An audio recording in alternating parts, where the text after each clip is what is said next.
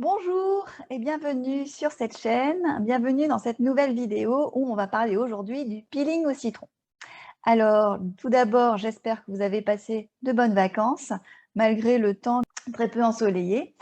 Donc, je me présente pour ceux qui ne me connaissent pas. Je m'appelle Betty, je suis naturopathe et sophrologue et j'ai décidé de spécialiser mon activité autour de la femme et de la problématique de l'acné persistante pour que la femme adulte puisse s'en libérer de façon durable et surtout naturelle.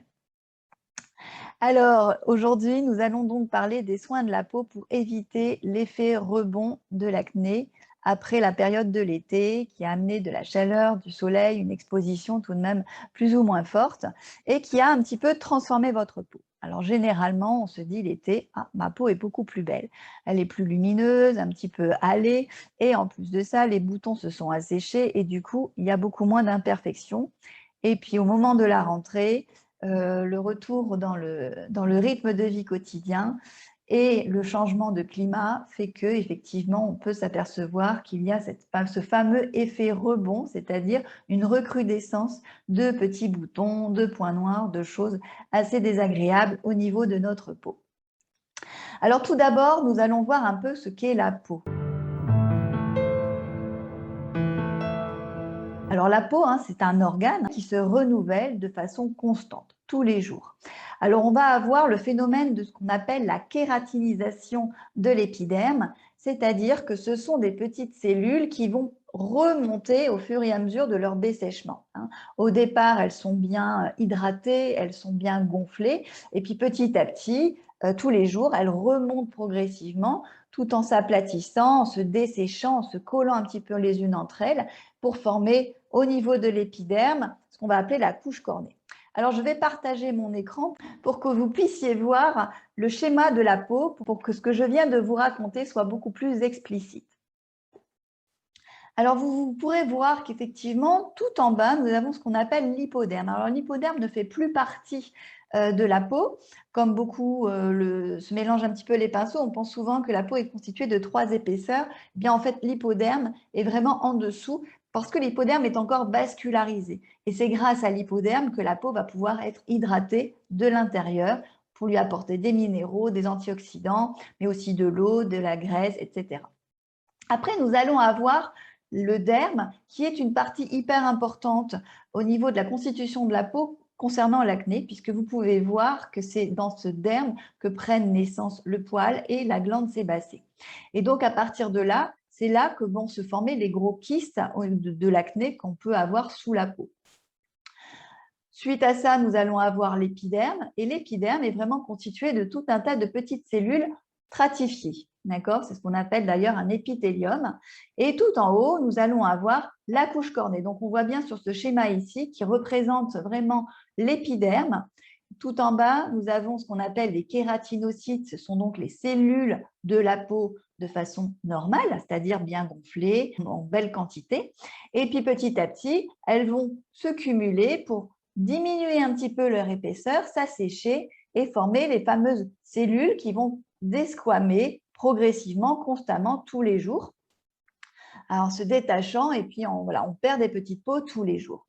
Sauf qu'au niveau de l'été, il se passe un phénomène qui s'appelle la mélanine avec les mélanocytes. Alors vous voyez ici, vous avez les mélanocytes, ce sont des grandes cellules marron. D'accord?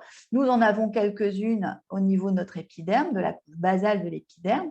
Et ces mélanocytes, vous voyez, ils ont des petites excroissances. Et en fait, ils vont libérer au fur et à mesure de l'exposition au soleil, ils vont venir libérer ce qu'on appelle de la mélanine. Ce sont donc des petits pigments colorés qui viennent en fait à l'intérieur des cellules venir protéger en fait le noyau. Vous voyez, le noyau, c'est la petite partie orange. Eh bien, en fait, les mélanocytes vont venir se collecter au-dessus des noyaux pour pouvoir les protéger comme un petit parasol, en fait. Tout ça pour protéger le contenu des noyaux, c'est-à-dire l'ADN de la cellule, des effets nocifs, des UV, qui sont très oxydants. Donc, c'est très bien fait. Sauf que cette mélanine va épaissir un peu plus les cellules puisqu'elles contiennent des pigments qui, au départ, n'y sont pas. Et en plus de cela, eh bien, va les faire que la peau va être beaucoup plus épaisse, elle va se coller un petit peu plus. Donc, en fait, au niveau de la couche cornée, quand les cellules arrivent au niveau de la couche cornée, elles ont plus de mal à se décoller et à s'enlever, en fait. Alors, quel impact ça va avoir et quel effet ça peut avoir sur notre acné? On revient sur le petit schéma d'à côté, où effectivement, on va voir que au niveau du follicule pilosébacé, donc le poil et la glande sébacée, eh bien, le sébum s'écoule le long du poil. Le poil est là pour aider le sébum à s'écouler à l'extérieur de la peau pour donner la protection de la peau. Le sébum sert à ça et non pas normalement à avoir la peau grasse et un effet disgracieux.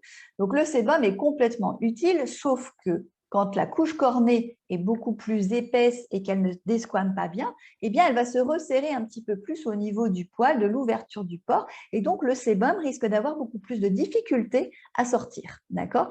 Et donc si ce sébum n'est pas évacué, on va avoir une sensation de peau sèche dans un premier temps, et dans le deuxième temps, eh bien, on risque d'avoir une inflammation.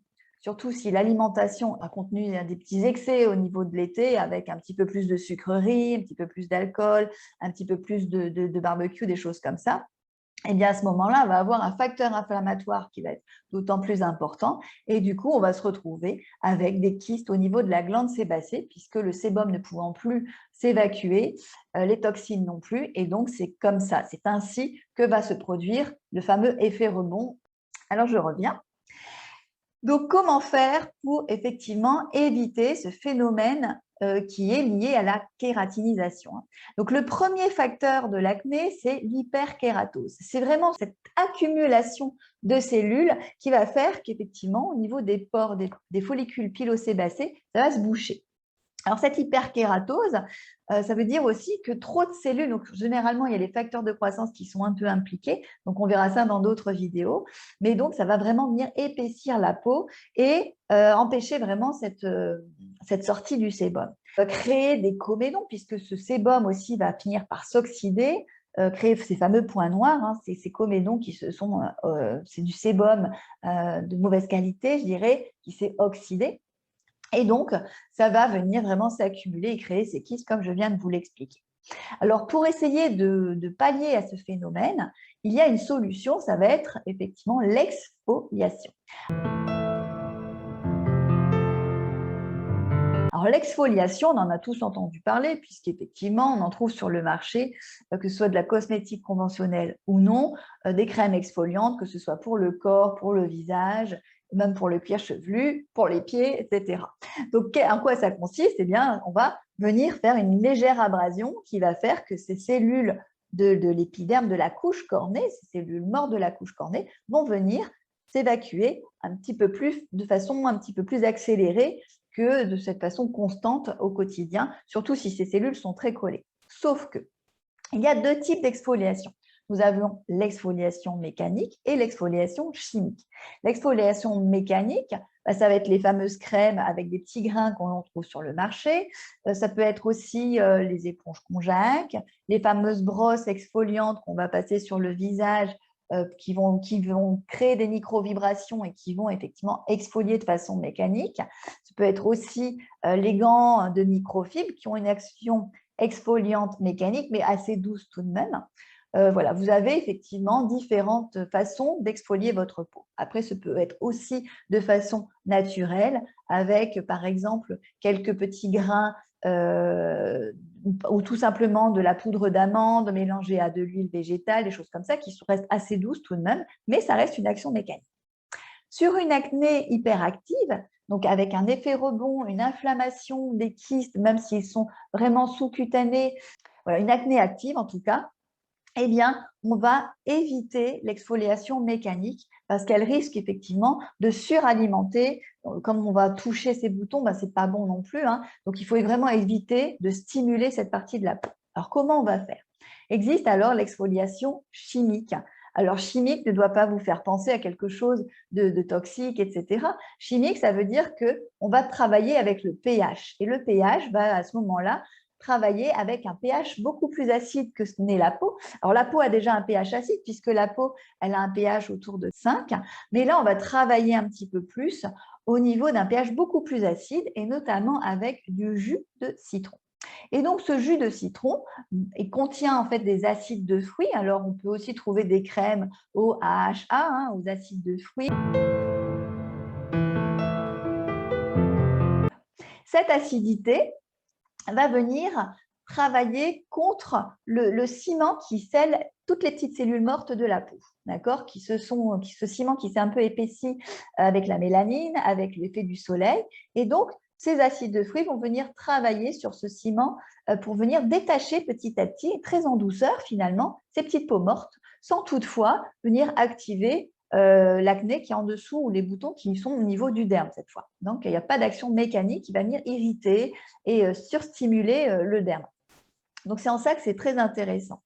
Ils vont vraiment dissoudre la colle qu'il y a entre ces petites cellules.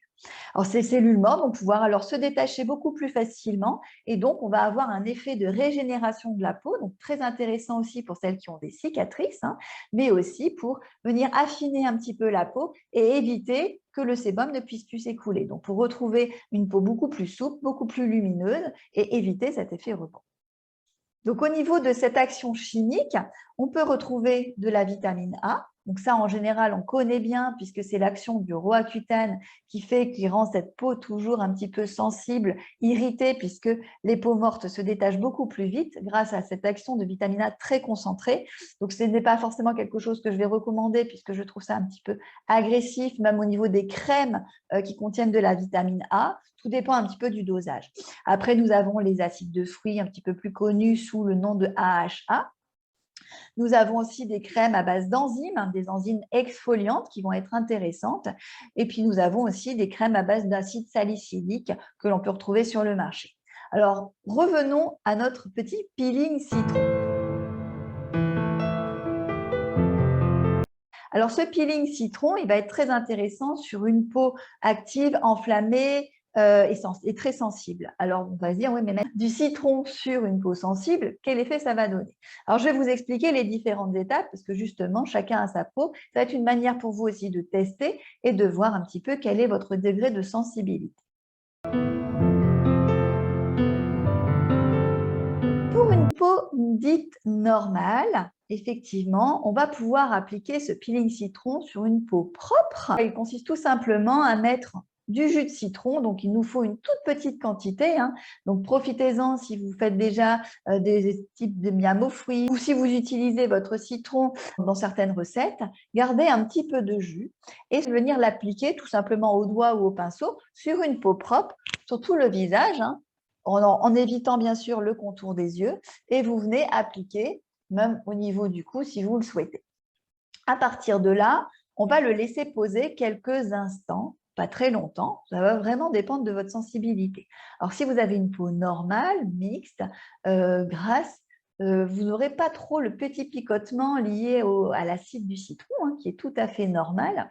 Et donc, vous allez pouvoir laisser poser ce petit jus de citron quelques instants, quelques minutes. Alors, on démarre en général sur 1 ou 2 minutes et puis on peut laisser poser jusqu'à 5 minutes. On va pouvoir faire ça plusieurs fois par semaine, voire même tous les jours, mais au début, je vous conseille tout de même d'y aller tranquillement, progressivement, et de faire ça, on va dire, 1 jour sur 2 à peu près. Et puis ensuite, vous pourrez accélérer un petit peu le rythme. Le mieux, c'est quand même d'avoir du jus de citron frais. Si jamais vous faites votre jus de citron dans la journée et que vous le gardez pour le soir, eh ben, ce n'est pas un problème non plus. Le tout, c'est de l'utiliser dans la journée. Vous le mettez dans un petit tupperware en verre bien fermé au frigo et puis vous pourrez l'utiliser le soir sans souci. Alors, il en faut très peu, hein, l'équivalent d'une cuillère à café suffit largement puisque vous allez vraiment pouvoir l'appliquer sur toute la peau. C'est comme de l'eau, hein, ça reste du liquide, donc à partir de là, vous pourrez vraiment l'appliquer sur tout le visage. Alors, pour ce qui est des peaux sensibles, la petite astuce, c'est d'éviter de se nettoyer le visage avant. Donc, on va tout simplement venir appliquer sur une peau qui n'est pas propre, c'est-à-dire qui contient le sébum de la journée, peut-être même les petites poussières, etc. Ça va permettre d'être moins sensibilisé. On va avoir moins les picotements et de laisser poser 1 à 2 minutes en fonction effectivement de ce que vous ressentez. Si vous avez une peau vraiment très sèche, de l'acné, mais une peau très sèche, ou plus d'acné, mais des cicatrices, eh bien, vous pouvez aussi appliquer le peeling citron, ce que je recommande. Par contre, c'est un temps très, très court que vous allez l'appliquer. Donc, utilisez la méthode de la peau sensible en ne nettoyant pas forcément le visage au préalable. Vous appliquez votre peeling citron et puis 30 secondes, 1 minute, maximum 2 minutes après, vous l'enlevez, histoire que vous ne soyez pas trop impacté par l'acide du citron. Voilà.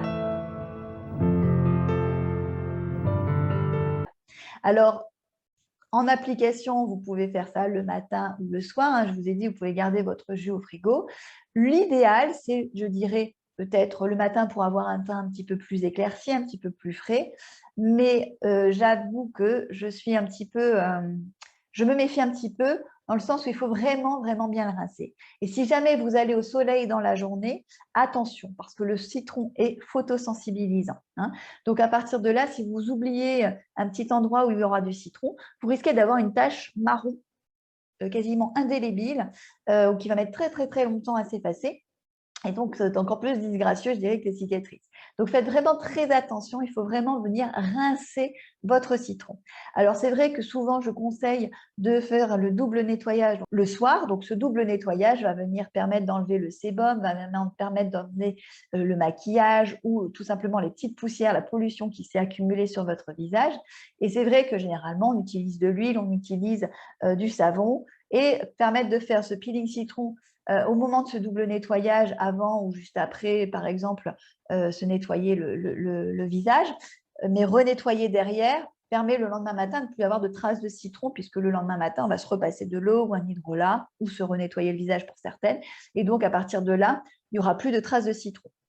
Alors moi, je sais que j'aimais beaucoup l'appliquer le matin, parce que j'aime bien ce côté frais et puis ça me permettait j'avais cette sensation de partir avec une peau beaucoup plus propre au travail. Mais voilà, c'est comme tout à chacun. Il faut être certain derrière de ne pas venir s'exposer au soleil et en tout cas d'avoir vraiment, vraiment bien rincé ce peeling citron. Voilà. Alors, une dernière petite chose, je voudrais vous parler des contre-indications. Alors, si vous êtes encore sous traitement Roaccutane, donc dit cure acné, etc., qui va venir vraiment dessécher la peau puisque ce traitement enlève le sébum et déjà accélère la desquamation de la peau. C'est pour ça que les peaux et les muqueuses sont très irritées. Il faut éviter ce genre de pratique. Vraiment, là, je ne recommande absolument pas. C'est vraiment contre-indiqué.